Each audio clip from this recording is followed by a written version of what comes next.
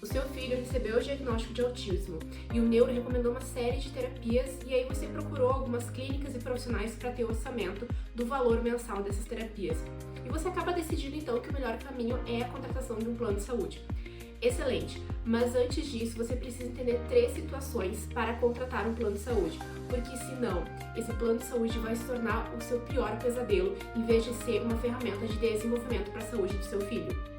Oi, meu nome é Brunice, eu sou advogada há 10 anos e há 3 eu atuo exclusivamente no direito das pessoas com autismo. E eu tô aqui hoje para te trazer 3 cenários que você precisa observar antes de contratar um plano de saúde para as terapias de autismo. Então vamos lá. O primeiro cenário que você precisa entender é que quando você contrata um plano de saúde, você não paga só a mensalidade, você também paga coparticipação.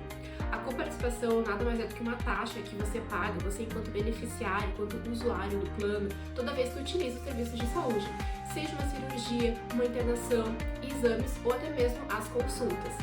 A cobrança de uma taxa de participação é legítima, está prevista na lei.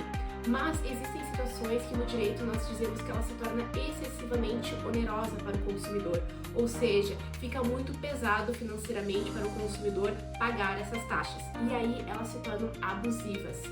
Por exemplo, tem alguns planos de saúde que cobram uma taxa de participação num valor fixo, por exemplo, R$ 42,90 por consulta.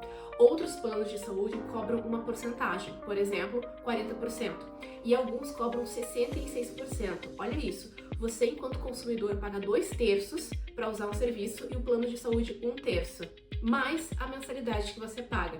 Essa taxa é considerada abusiva, e isso é muito mais grave nas terapias de autismo. Por quê? Porque a criança ou adolescente com autismo tem que fazer uma alta carga de terapia, às vezes 10, 15, 20 horas por semana, e toda vez que utiliza esses serviços tem que pagar uma coparticipação.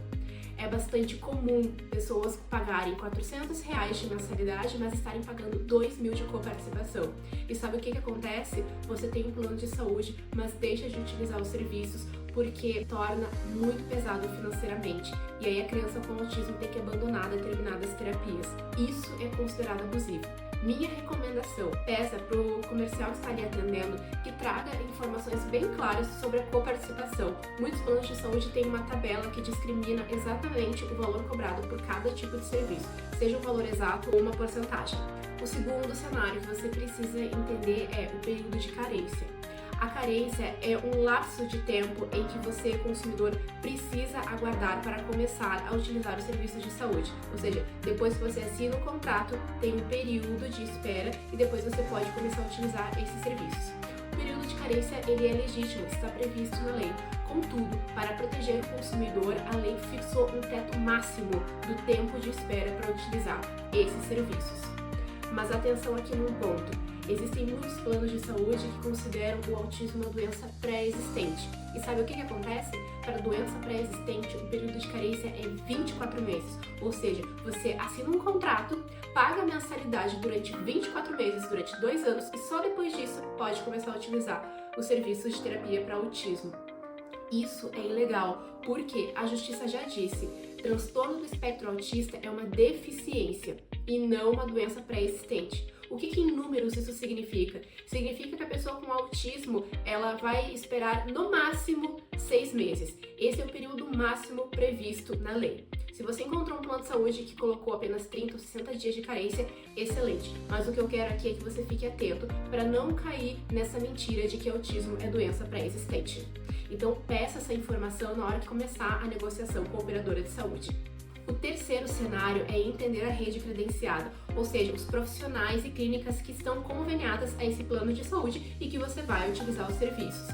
Às vezes a gente acaba querendo contratar um plano de saúde que tem uma mensalidade um pouquinho mais baixinha, mas quando você vai olhar a rede credenciada, vê que é uma rede muito pequena ou muito defasada.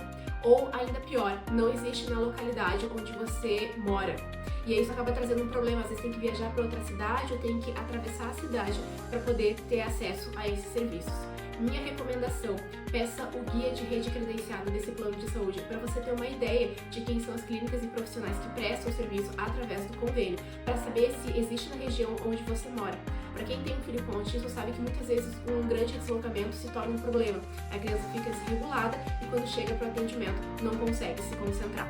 E uma outra problemática quando a rede credenciada é pequena é que precisa ficar muito tempo na fila de espera, porque são muitas pessoas lá dentro para poucos profissionais atenderem. E aí às vezes tem que ficar 3 meses aguardando para começar a TO, psico. Então preste atenção neste ponto. Além disso, quando a rede credenciada ela é pequena, às vezes o atendimento ele acaba sendo muito espaçado, ou seja, a terapia que deveria ser semanal acaba sendo quinzenal ou a cada 3 semanas. Então preste atenção na rede credenciada, peça o guia dessa operadora de saúde. Então, meus amigos, os 3 pontos que vocês precisam prestar atenção, em resumo, verifique a taxa de participação. É um valor fechado? É uma porcentagem? Depois, verifique o período de carência. Vão ser 30, 60 dias, no máximo 6 meses de espera para as terapias de autismo, não mais do que isso, porque senão é ilegal. O terceiro ponto verifique a rede credenciada, peça o guia para você entender quem são as clínicas e profissionais que prestam serviço para este plano e se eles estão na sua região. E se esse conteúdo foi útil para você, já clica aqui em curtir, porque a plataforma entende que esse conteúdo é importante e já espalha para outras pessoas que precisam saber dessa informação. E se você tem alguma dúvida em relação a isso que a gente conversou, escreve aqui embaixo nos comentários que eu te ajudo. Tchau, tchau, até uma próxima!